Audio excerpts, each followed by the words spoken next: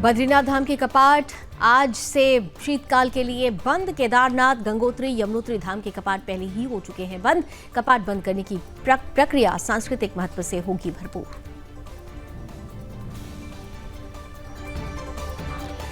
देहरादून में यातायात नियमों का पालन न करने वालों पर पुलिस सख्त। बाइक पर सवार 5 लोगों के खिलाफ पुलिस ने की कार्रवाई। बाइक सवारों की बाइक भी जब्त की। केदारनाथ उपचुनाव हुआ और अधिक रोचक। पीएम की साख से जुड़ा केदारनाथ का उपचुनाव। दोनों राजनीतिक पार्टी कर रही हैं जीत का दावा। देहरादून में जाम लगाने वालों के खिलाफ पुलिस का अभियान तेज। अब तक 1800 से ज्यादा किए गए चालान। वसूली गई 5 लाख से ज्यादा धनराशि। विकासनगर में बाल दिवस के अवसर पर राज्य स्तरीय बाल चौपाल का आयोजन। दीप प्रज्वलन कर और रिबन काटकर हुआ कार्यक्रम का उद्घाटन। झरना कमठान ने किया कार्यक्रम का उद्घाटन। भू कानून को लेकर धामी सरकार सख्त। नैनीताल में 64 लोगों पर हुई कार्रवाई। देहरादून में सबसे अधिक 196 मामले। नियम उल्लंघन करने पे 430 से अधिक मामले आए सामने। देहरादून में निजी स्कूल मजार निर्माण मामले में पुलिस की कार्रवाई। मजार निर्माण पूरी तरह ध्वस्त की गई। हिंदू संगठनों के विरोध के बाद प्रशासन की जांच में मजार अवैध पाई गई थी। मानवता को शर्मसार करने देने वाला वीडियो हुआ वायरल। मासूम बच्चे की बेरहमी से पिटाई। आरोपी पर मुकदमा दर्ज। गदरपुर थाना क्षेत्र के सकैनिया रोड का मामला। आरोपी के खिलाफ कड़ी कार्रवाई की मांग। लालकुआं में सड़क पर खड़े वाहन दे रहे हैं मौत को दावत। गहरी नींद में सोया जिम्मेदार महकमा। हाईवे के दोनों ओर अनियमित तरीके से खड़े हो रहे ट्रक। अनियमित खड़े ट्रकों के खिलाफ कार्रवाई की उठी मांग। हरिद्वार में ग्रामीण इलाकों में जंगली हाथियों का बढ़ता आतंक। गांडोवाली गांव में घुसा हाथियों का झुंड। ग्रामीणों का वन विभाग की लचर व्यवस्था पर आरोप। ग्रामीणों की सुरक्षा के पुख्ता इंतजाम की ग्रामीणों ने की मांग।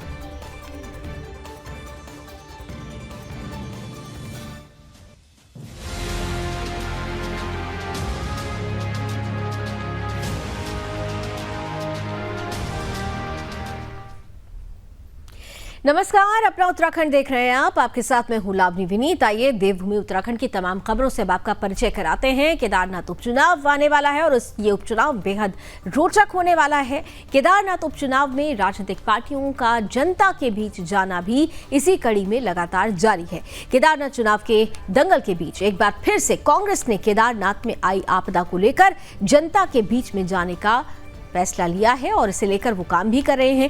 वहीं इसे लेकर प्रदेश प्रभारी दुष्यंत कुमार गौतम का कहना है कि कांग्रेस का इतिहास रहा है कि वो आपदा में भी अवसर तलाशने का काम करती है। उन्होंने कहा कि जिस समय केदारनाथ धाम में आपदा आई थी उस समय सूबे के मुख्यमंत्री पहले आदमी थे जो आपदा का जायजा लेने के लिए केदारनाथ पहुंचे हुए थे।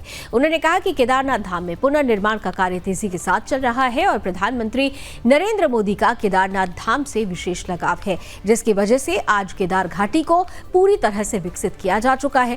कांग्रेस के पास कोई मुद्दे शेष नहीं बचे हैं और इसलिए वो आपदा के मुद्दे को लेकर जनता में भ्रम फैलाने का काम कर रही है। लेकिन केदारनाथ की जनता कांग्रेस के बहकावे में नहीं आने वाली है।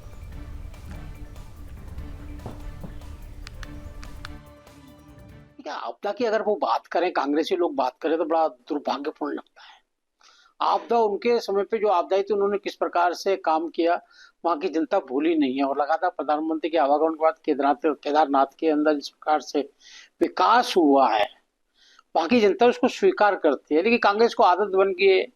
पहले भी कह रहे थे एक बार बीजेपी, एक बार कांग्रेस, एक बार बीजेपी, लेकिन जनता ने कहा नहीं बीजेपी अच्छी है, बीजेपी भी मोहर लगानी है। आज भी वही सोचकर बैठे हुए हैं वो कि हम तो बैठे बैठाए जीत जाएंगे। लेकिन राजनीतिक क्षेत्र में सेवा परमो धर्म है, सेवा ही वाले लोग जीते हैं और देवभूमि है ये। और उन लोगों को नहीं चुनकर भेजने वाली है जिन्होंने कहा राम पैदा ही नहीं हुए, जिन्होंने कहा सनातन को कुचल देंगे। ऐसे लोगों को झूठ की राजनीति कर रहे हैं, उनको वहां की जनता नकार।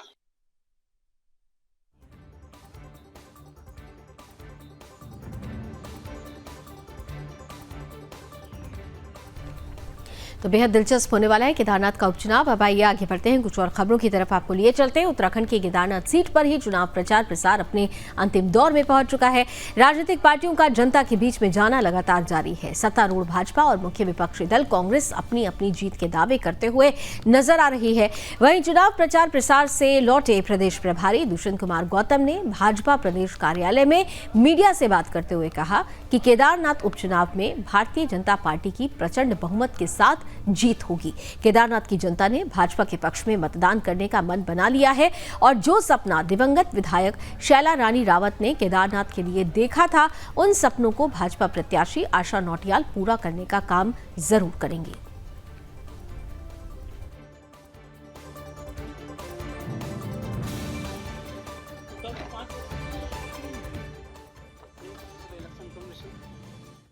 देखिए, मैं भी पहले भी नॉमिनेशन में भी गया था, आज भी होकर आया हूँ। वहाँ पर वातावरण जो बन रहा है, केदारनाथ की जनता ने मन बना लिया है कि आशा नौटियाल जैसा नेतृत्व जो पहले भी 2 बार विधायक रहे हैं, जो पारदर्शिता से उन्होंने वहाँ की सेवा की है, उस पर मोहर लगाने वाले हैं। और जो पूरे उत्तराखंड के अंदर देश के प्रधानमंत्री नरेंद्र मोदी जी 10 दशक उत्तराखंड का होगा, उसके ऊपर प्रदेश के मुख्यमंत्री जिस प्रकार से काम कर रहे हैं, आपने देखा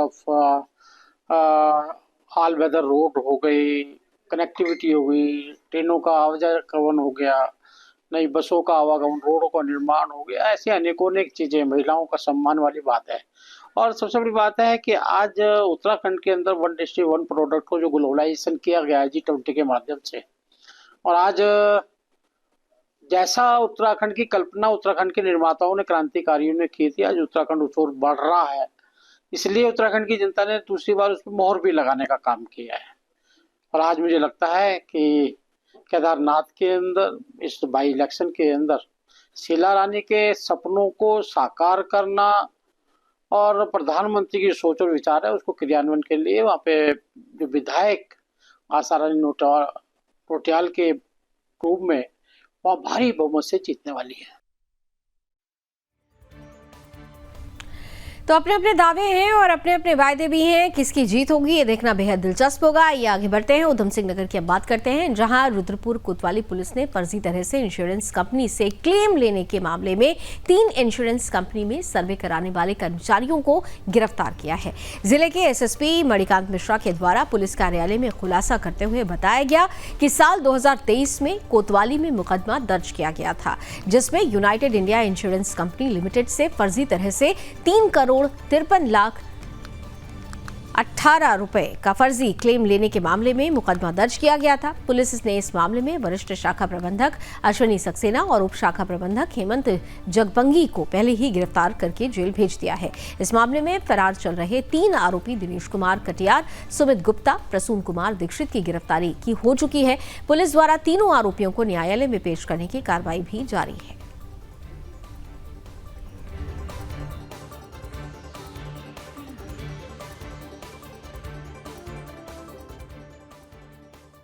पिछले वर्ष जुलाई के महीने में यूनाइटेड इंश्योरेंस इंडिया कंपनी के द्वारा एक प्रार्थना पत्र दिया गया, जिसमें अपराध पंजीकृत हुआ। उनके द्वारा ये बताया गया कि बैंक के कुछ कर्मचारियों और उनके सर्वेयर के द्वारा मिलकर फर्जी क्लेम किए गए, जिसमें वाहनों के डैमेज होने के फर्जी क्लेम थे और बहुत मोटी धनराशि, लगभग 3.5 करोड़ रुपए की धनराशि गलत तरीके से निकालकर अलग अलग खातों में दी गई, जिस पर अपराध पंजीकृत किया गया और उसकी विवेचना चल रही थी।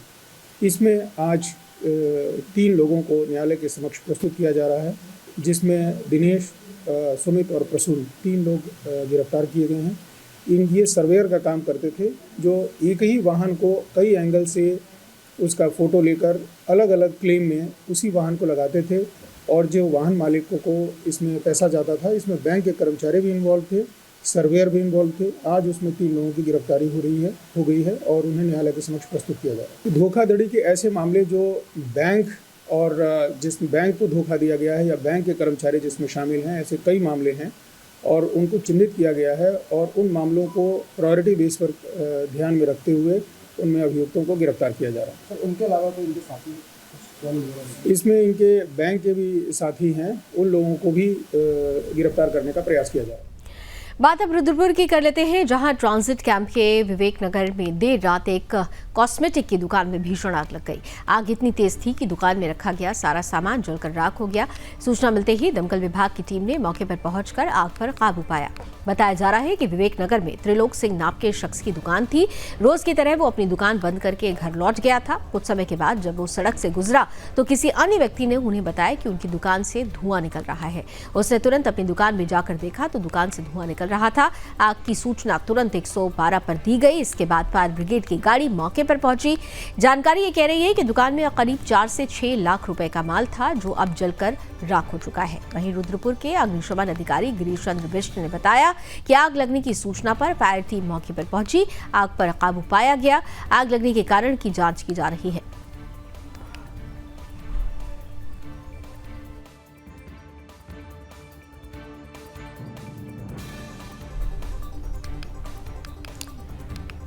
तो विवेक नगर में कॉस्मेटिक की दुकान में भीषण आग लगी। आग लगने के कारण सारा सामान जलकर राख हो चुका है और इस आग के कारण दुकानदार को काफी नुकसान हुआ है। 4 से 6 लाख रुपए का जो सामान था वो पूरी तरह से जलकर राख हो गया है। दमकल विभाग की टीम को जब सूचना मिली तो मौके पर पहुंचकर उसने कड़ी मशक्कत के साथ इस आग पर काबू पाया। हालांकि तब तक काफी देर हो चुकी थी। दुकान में रखा हुआ सारा सामान जलकर राख हो चुका था। रात में करीब 11:12 पर हमको सूचना मिली है कि ट्रांजिट कैंप में चामुंडा मंदिर के पास कहीं आग लगी हुई है। तो तुरंत हमारे यहाँ से एक फायर यूनिट जो है फायर टेंडर गया और आग को बुझाना शुरू किया। एक कॉस्मेटिक की दुकान है, उसमें आग लगी हुई थी। तो उस आग को जो है ये बड़ी मशक्कत के बाद पूर्ण रूप से बुझाया गया और लगभग 7-8 लाख रुपए का नुकसान का अनुमान है। इसमें एक फायर टेंडर हमारा गया था, दूसरा मंगाया था तो रास्ते से वापस हो गया था। इधर उधम सिंह नगर जिले के किच्छा में हिंदू युवा वाहिनी के प्रदेश अध्यक्ष एवं बीजेपी ओबीसी मोर्चा के जिला अध्यक्ष श्रीकांत राठौर को फोन पर जान से मारने की धमकी मिली है। जानकारी के अनुसार अज्ञात व्यक्ति द्वारा लगातार भाजपा नेता श्रीकांत राठौर को जान से मारने की धमकी दी जा रही है। भाजपा नेता की शिकायत पर किच्छा पुलिस ने मामला दर्ज करके जांच शुरू कर दी है। उधम सिंह नगर के किच्छा विधानसभा क्षेत्र में श्रीकांत राठौर की पहचान तेज तर्रार हिंदूवादी कार्यकर्ता के रूप में जानी जाती है। बताया जा रहा है कि अज्ञात व्यक्ति द्वारा भाजपा नेता को जान से मारने की फोन पर धमकी दी गई। भाजपा नेता श्रीकांत राठौर ने आरोप लगाया कि लिखित शिकायत दिए जाने के बावजूद पुलिस प्रशासन द्वारा उनसे कोई संपर्क नहीं किया गया। उन्होंने स्थानीय पुलिस प्रशासन की कार्यप्रणाली पर भी सवाल उठाया। कहा कि अगर जल्द ही प्रशासन द्वारा कोई कार्रवाई नहीं की गई तो किच्छा पुलिस के खिलाफ सैकड़ों की संख्या में कार्यकर्ताओं द्वारा कोतवाली में धरना प्रदर्शन किया जाएगा। इसके अलावा भाजपा नेता राठौर ने आरोप लगाया कि अगर उनकी हत्या हुई तो प्रशासन को जनता के आक्रोश का सामना करने को मजबूर होना पड़ेगा। दरअसल भाजपा नेता राठौर ने बताया कि 30 नवंबर को उन्हें किच्छा में 51 कन्याओं के सामूहिक विवाह का कार्यक्रम आयोजित किया जाएगा, जिसमें 10,000 से अधिक लोग की उपस्थिति रहेगी। इसके अलावा कार्यक्रम में उत्तराखंड के मुख्यमंत्री पुष्कर सिंह धामी सहित तमाम मंत्रीगण और सांसद भी उपस्थित रहेंगे।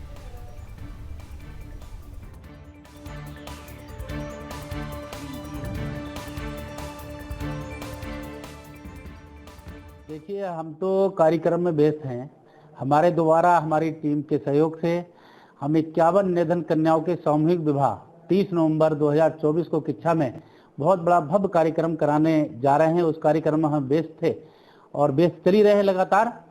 तो आज सुबह मॉर्निंग में 10:00 पर ये कॉल आती है और कॉल नंबर मैं आपको दिखा रहा हूँ आपके चैनल के माध्यम से कि नंबर है इसमें 92 589 67 279। ये नंबर आप देखिए, ये नंबर है और इस पर मेरी 3 मिनट कुछ सेकेंड बात हुई है और लगातार वो मुझे कहता है कि कौन बोल रहा है, आप बताइए। मैंने कहा आपने फ़ोन किया, आप बताइए। उसके बाद कहता है पहले तुम बताओ। मैंने बताया श्रीकांत राठौर में बात कर रहा हूँ। उसके बाद ये मिस कॉल है, देखिए आप, कि लगातार फ़ोन करता जा रहा है। ये पूरी डिटेल उसकी पड़ी हुई है। और जब मैंने बताया तो मैंने कहा कौन बोल रहे हो, तो बोले मैं कभी बोल रहा हूँ, तुझे इससे क्या मतलब, और तेरी जो है 24 घंटे के अंदर हत्या कर दी जाएगी। और तेरी हत्या करने के पश्चात उत्तर प्रदेश के माननीय मुख्यमंत्री जी को भी उसने, योगी आदित्यनाथ जी का भी नाम इसमें शामिल किया कि योगी आदित्यनाथ जी को भी हम मार देंगे, पहले तेरा कत्ल करेंगे, उसके बाद हम उन्हें मारेंगे। और फोटो मुझे बताया कि तेरी फोटो हमारे पास है, और अभद्रता की गई, बहुत ज्यादा गाली गलौज की गई। उसके बाद हमने जाके तुरंत इसकी पुलिस को सूचना दी। किच्छा कोतवाली में हमने लिखित तहरीर दे दी है। इधर रुद्रपुर कोतवाली पुलिस ने हनी ट्रैप के मामले में आरोपी महिला सहित उसके साथी को गिरफ्तार किया है। जानकारी के अनुसार पुलिस ने काशीपुर निवासी सतनाम सिंह की तहरीर के आधार पर हनी ट्रैप का मुकदमा दर्ज किया था, जिसमें काशीपुर निवासी सतनाम सिंह ने बताया था कि वो रिटायर्ड शिक्षक हैं। वो किसी काम से रुद्रपुर आया हुआ था और उसने महिला को फोन किया तो महिला उसको चाय पिलाने के बहाने अपने घर ले गई थी। आरोप है कि इस दौरान महिला ने अपने कपड़े उतारे और चाकू की नोक पर उसके भी कपड़े उतरवाकर उसकी वीडियो क्लिपिंग बनवाई गई। इस दौरान महिला के 3 अन्य साथी भी मौके पर पहुंच गए थे और सतनाम सिंह के साथ जमकर मारपीट की गई। एक साथी ने खुद को हाईकोर्ट का वकील बताया तो दूसरे ने बिलासपुर का ग्राम प्रधान और तीसरे ने खुद को एंटी ह्यूमन ट्रैफिकिंग टीम का कर्मचारी बताया। उसमें 3,65,000 रुपए की नकदी भी ठगी गई है उनसे। इसके साथ ही पुलिस ने तत्काल मुकदमा दर्ज कर आरोपियों की तलाश शुरू कर दी। अब पुलिस ने महिला गौरी वर्मा और उसके साथी अजय गुप्ता को वार्ड नंबर 21 रुद्रपुर से गिरफ्तार कर लिया है। पुलिस ने दोनों आरोपियों को न्यायालय में पेश किया, जहां से आगे की कार्रवाई जारी है। वहीं जिले के एसएसपी मणिकांत मिश्रा ने पुलिस कार्यालय में मामले का खुलासा करते हुए बताया कि हनी ट्रैप में 2 आरोपियों को गिरफ्तार किया गया है और फरार आरोपियों की तलाश जारी है।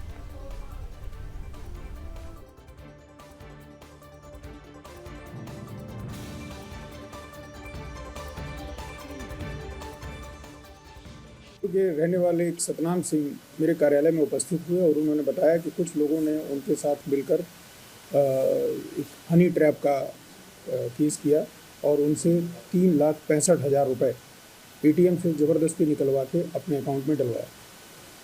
जिस दिन प्रार्थना पत्र प्राप्त हुआ वो बड़े डरे और सहमे हुए थे। उनको ऐसा लगता था कि मैं बदनाम हो जाऊंगा और उन्होंने बड़ी हिम्मत करके मेरे पास वो उपस्थित हुए। मैंने इस प्रार्थना पत्र को जीतो कंबोज, जो हमारे इंस्पेक्टर हैं एंटी ह्यूमन ट्रैफिकिंग में, उनको दिया और बड़ी गोपनीयता से जीतो कंबोज के द्वारा इसमें जांच की गई। जांच के उपरांत ये पाया गया कि जो तथ्य प्रार्थना पत्र में दिए गए हैं वो सही है। उस पर अपराध पंजीकृत हुआ और उसमें आज 2 लोगों को गिरफ्तार किया गया है, जो महिला जिन्होंने सतनाम सिंह को फंसाया और गलत फ़ोटो और वीडियो बनाई और उसको मीडिया में या सोशल मीडिया में अपलोड करने की धमकी के नाम पर पैसे लिए, और उनका सहयोग करने वाले अजय गुप्ता, उनको भी गिरफ्तार किया गया है। एक व्यक्ति और विवेक, वो गिरफ्तार होना शेष है, जल्दी उसे गिरफ्तार किया जाएगा। हाँ, अजय गुप्ता की राशन की दुकान है यहाँ पर और वो इस तरह कई लोगों को, ये पूरा गैंग मिलकर कई लोगों को फंसा चुका है। अभी तक 1-2 फ़ोन मुझे सुबह भी आ जाए हैं। अगर वो लोग सामने आते हैं तो उनके द्वारा दिए प्रार्थना पत्र पर अपराध पंजीकृत किया जाएगा।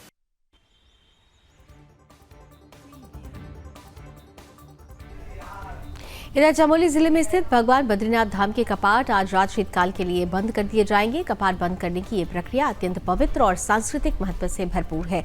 भगवान बद्रीनाथ के कपाट रविवार रात ठीक 9:07 पर बंद होंगे। इससे पहले दिन भर विशेष पूजा अर्चना और पारंपरिक अनुष्ठान होंगे। कपाट बंद होने से पहले रावल अमरनाथ नंबूदरी माता लक्ष्मी की सखी के रूप में स्त्री वेश धारण करेंगे। इस परंपरा के अनुसार लक्ष्मी को मंदिर के गर्भगृह में विराजमान किया जाएगा। यह अनुष्ठान भगवान विष्णु और माता लक्ष्मी के अटूट प्रेम और शीतकाल में लक्ष्मी जी के गर्भगृह में वास करने की परंपरा का प्रतीक है।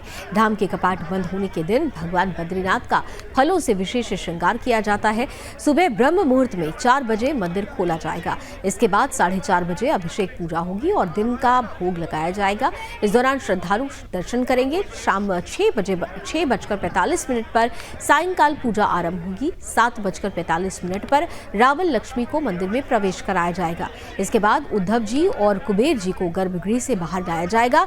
रात 8:10 पर भगवान की शयन आरती की जाएगी और इसके बाद कपाट बंद करने की प्रक्रिया शुरू होगी।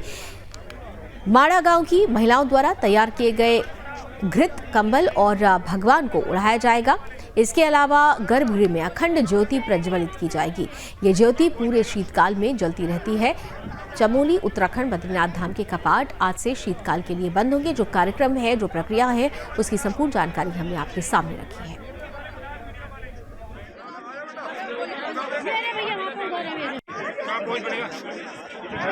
देखिए, विगत 2 महीनों से बद्रीनाथ धाम की यात्रा काफ़ी अच्छे से सुचारू रूप से चल रही है और श्रद्धालुओं में भी काफ़ी उत्साह देखने को मिल रहा है। प्रतिदिन औसतन 10 से 12 हज़ार यात्री दर्शन कर रहे हैं और आतिथ्य तक हमारे 13,60,000 श्रद्धालुओं ने बद्रीनाथ धाम के दर्शन कर लिए हैं। क्या है कि ये आंकड़ा कहीं ना कहीं 14.5 लाख तक चला जाएगा। इधर आइए आगे बढ़ते हैं। सड़क सुरक्षा को लेकर एक तरफ प्रशासन की ओर से जागरूकता अभियान चलाया जा रहा है, तो वहीं दूसरी तरफ कई ऐसे लोग हैं जो मनमानी करने से बाज नहीं आ रहे हैं। हालांकि यातायात नियमों का उल्लंघन करने वालों के साथ दून पुलिस सख्ती से निपट भी रही है। राजधानी देहरादून में एक बाइक पर 5 लोगों के जाने का वीडियो सोशल मीडिया पर वायरल होने के बाद पुलिस ने संज्ञान लिया और त्वरित कार्रवाई करते हुए सभी अभियुक्तों के विरुद्ध वैधानिक कार्रवाई शुरू की। सभी 5 लोगों को पुलिस ने पकड़कर मोटरसाइकिल भी सीज कर दी है।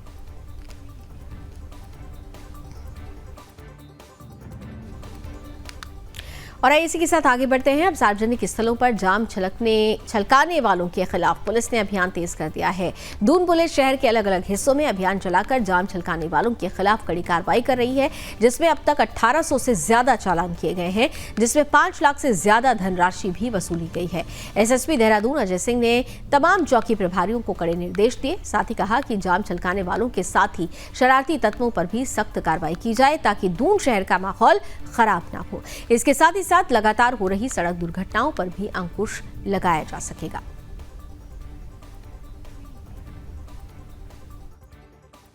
देखिए, ये जो सार्वजनिक स्थानों पर शराब पीने की शिकायत है, चूँकि आमजन जो उन रास्तों से जाते हैं, खासकर कभी टूरिस्ट जो बाहर से आते हैं उनकी शिकायत रहती है, लोकल लोग की भी रहती है कि कुछ ऐसे स्थान हैं चिन्हित जहाँ पर लोग गाड़ियों में बैठकर या खुले स्थान पर शराब या मदिरा सेवन करते हैं और जिससे आमजनों को भी असुविधा होती है। खास इसमें कोई झगड़े होने की संभावना भी रहती है। एक टोका टोकी में हॉट टॉक्स भी होती है, जिसको देखते हुए लगातार ऐसे इलाकों में जो शहर के आउटर इलाके हैं जहाँ पे से शिकायतें थी, लगातार अभियान हमारा चल रहा है। और अभी हमने जो इस अभियान के तहत 1894 लोग का इसमें चालान किया, 5,85,000 रुपये का जुर्माना भी लगा है। तो देखा जाए तो इस तरह सार्वजनिक स्थानों पर मर्यादा भंग करना, चाहे ऐसे टूरिस्ट स्पॉट जहाँ पर धार्मिक स्थलों की मर्यादा भंग करना, तो इसको देखते हुए अभियान चल रहा है और ये आगे भी निरंतर जारी रहेगा। पीएम श्री राजकीय इंटर कॉलेज हरबर्टपुर में बाल दिवस के अवसर पर राज्य स्तरीय बाल चौपाल का आयोजन किया गया। विद्यालय में बाल चौपाल के कार्यक्रम का उद्घाटन महानिदेशक विद्यालय शिक्षा झरना कमठान के द्वारा दीप प्रज्वलित करके और रिबन काटकर किया गया। चौपाल में शिक्षकों और छात्रों के सहयोग से हिंदी, गणित, अंग्रेजी, पर्यावरण और सामाजिक विज्ञान के रोचक स्टॉल भी लगाए गए। इससे छात्रों को सीखने और खेलने का अनूठा अवसर भी प्राप्त हुआ। बाल चौपाल कार्यक्रम में विद्यालय शिक्षा अकेडमी शोध एवं प्रशिक्षण की निदेशक वंदना गर्ब्याल और मुख्य शिक्षा अधिकारी देहरादून प्रदीप रावत और अन्य अधिकारी भी उपस्थित रहे। पीएम श्री राजकीय इंटर कॉलेज हरबर्टपुर के प्रधानाचार्य अवनेंद्र बर्दवाल और कार्यक्रम में आए अधिकारियों ने छात्रों को शिक्षा और विज्ञान का महत्व भी बताया। ये दरअसल हमारा जो बाल दिवस होता है उसके उपलक्ष्य में हम लोग हर साल अपने स्टेट में एक बाल चौपाल के नाम से बच्चों के लिए मनाते हैं, जो कि हर वर्ष अपने कैंपस में करते हैं निदेशालय में। इस वर्ष हम लोगों ने कुछ नया करने की सोची और हम इंटीरियर ब्लॉक में विकास नगर ब्लॉक के हरबर्टपुर GIC में हम लोग इसको कर रहे हैं, जिसमें हमारे लगभग 46 ये बाल दिवस के उपलक्ष्य में आज यहाँ विकास नगर के हरबर्टपुर इंटर कॉलेज में, जो कि पीएम श्री विद्यालय भी है, यहाँ पे बाल चौपाल का आयोजन किया गया है और इसमें लगभग 43 स्कूल्स के 1600 बच्चों के द्वारा प्रतिभाग किया गया है। यहाँ पे लगभग 16 स्टॉल्स लगाए गए थे और इसमें विभिन्न जो हमारे NGOs हैं, संस्थाएं हैं, उनका भी सहयोग प्राप्त किया गया है। तो निश्चित रूप से ये कार्यक्रम जो है हमारे स्कूल में पढ़ने वाले बच्चों के लिए बहुत ही लाभकारी सिद्ध होगा और यहाँ बच्चों ने बहुत अच्छा प्रदर्शन किया है, चाहे वो मैथ्स का हो, अबैकस का हो, आर्ट क्राफ्ट्स का हो या अलग अलग सब्जेक्ट्स के जो स्टॉल्स हैं वहाँ पे। तो ये एक बहुत अच्छा कदम है शिक्षा विभाग की ओर से और निश्चित रूप से इस प्रकार के कार्यक्रम आगे भी आयोजित किए। और आइए अब आगे बढ़ते हैं। मुंबई में एक विशेष रूप से संवाद सभा का आयोजन हुआ, जहां पर उत्तराखंड के मुख्यमंत्री पुष्कर सिंह धामी की उपस्थिति थी। क्या कुछ उन्होंने कहा इस संवाद के दौरान, आइए आप भी सुनिए। संस्कृति है, उसकी जड़ों से आप जुड़े हुए हैं और उन परंपराओं को यहाँ लोगों तक पहुँचा रहे हैं। सच में मैं और मिश्रा जी जब अंदर आ रहे थे तो मैं कह रहा था, जब हमारी बहनें पूरा एक गोला बना के जो खड़ी थी, तो मैं कह रहा था कि सुंदर सा, कितना सुंदर लग रहा है गाड़ी में से, एक चित्र लीजिए इनका। मैं अपनी सभी बहनों का मैं हृदय से आभार व्यक्त करता हूँ। और सच में आप सब लोग हमारे ब्रांड एम्बेसडर हैं, हमारी संस्कृति के ब्रांड एम्बेसडर हैं। भाइयों बहनों, जैसा आप सबको पता है 20 तारीख को यहाँ मतदान होना है महाराष्ट्र विधानसभा के लिए, और मैं आज आपके समक्ष इसीलिए आया हूँ ताकि आपको आपके एक वोट की ताकत का एहसास करा सकूं कि आपका एक वोट कितना महत्वपूर्ण हो सकता है, उसकी कितनी ताकत है और वो क्या क्या परिवर्तन कर सकता है।